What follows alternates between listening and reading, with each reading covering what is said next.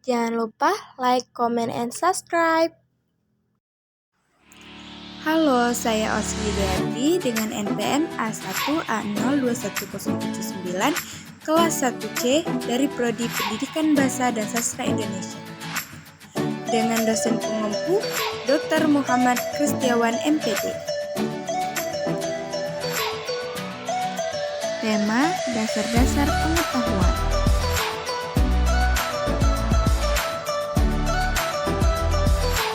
Pembahasan mengenai pengalaman, ingatan, kesaksian, minat dan rasa ingin tahu, pikiran dan penalaran, logika, bahasa, kebutuhan hidup manusia, teori kebenaran. Pengalaman.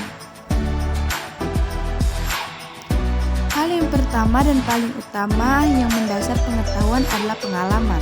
Pengalaman adalah keseluruhan peristiwa yang terjadi dalam diri manusia dalam interaksi dengan alam, lingkungan dan kenyataan termasuk yang ilahi. Pengalaman terbagi menjadi dua, yaitu satu pengalaman primer, yaitu pengalaman langsung akan persentuhan indrawi dengan benda-benda konkret di luar manusia dan peristiwa yang disaksikan sendiri.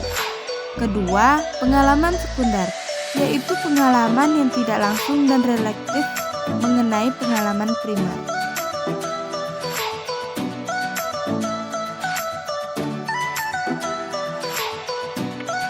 Ingatan.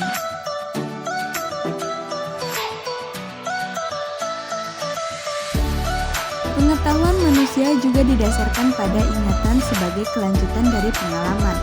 Tanpa ingatan, pengalaman indrawi tidak akan bertumbuh menjadi pengetahuan. Ingatan mengandalkan pengalaman indrawi sebagai sandaran ataupun rujukan. Kita hanya dapat mengingat apa yang sebelumnya telah kita alami. Kendati ingatan sering kabur dan tidak tepat. Namun, kita dalam kehidupan sehari-hari selalu mendasarkan pengetahuan kita pada ingatan baik secara teoritis dan praktis.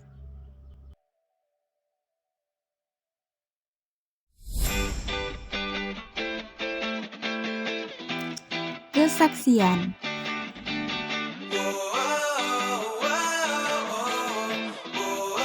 Kesaksian dimaksudkan untuk menegaskan sesuatu sebagai benar atau seorang saksi kejadian atau peristiwa dan diajukan kepada orang lain untuk dipercaya.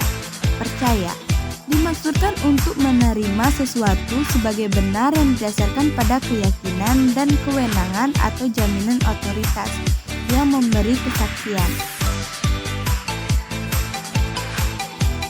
Minat dan rasa ingin tahu.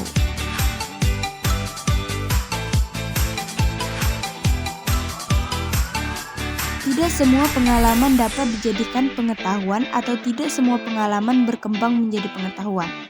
Untuk berkembang menjadi pengetahuan, subjek yang mengalami harus memiliki minat dan rasa ingin tahu. Minat mengarahkan perhatian ke hal-hal yang dialami dan dianggap penting untuk diperhatikan.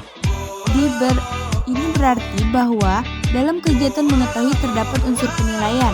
Orang akan memperhatikan dan mengetahui apa-apa yang ingin dianggap bernilai, dan rasa ingin tahu mendorong untuk bertanya dan menyelidiki apa yang dialami dan menarik minatnya.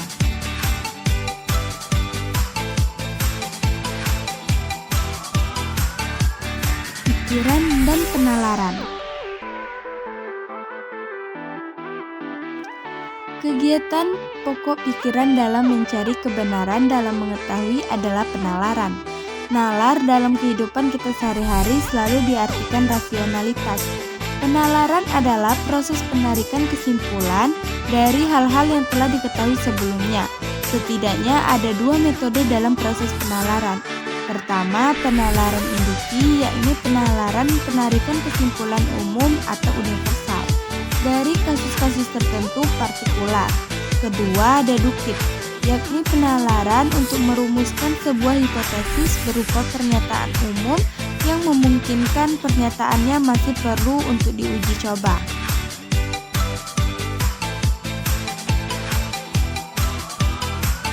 Logika.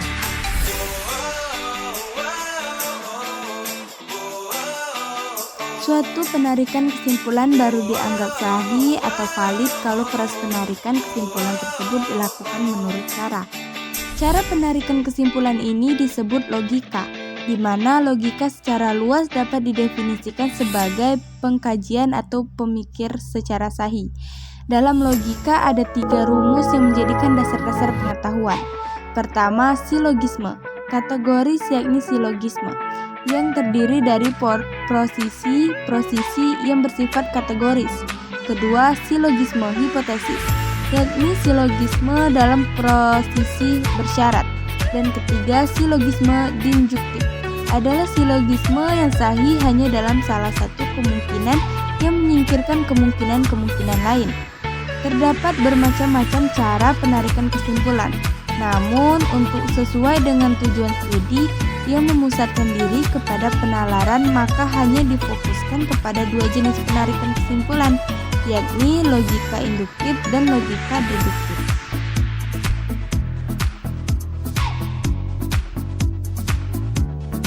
Bahasa.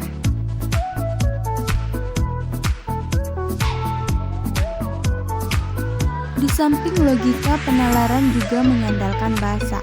Tanpa bahasa, manusia tidak dapat mengungkapkan pengetahuannya. Kebutuhan hidup manusia.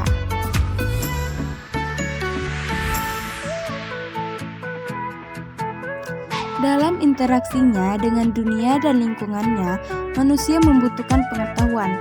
Maka, kebutuhan manusia yang juga dapat mendasari dan mendorong manusia untuk mengembangkan pengetahuannya. Teori kebenaran.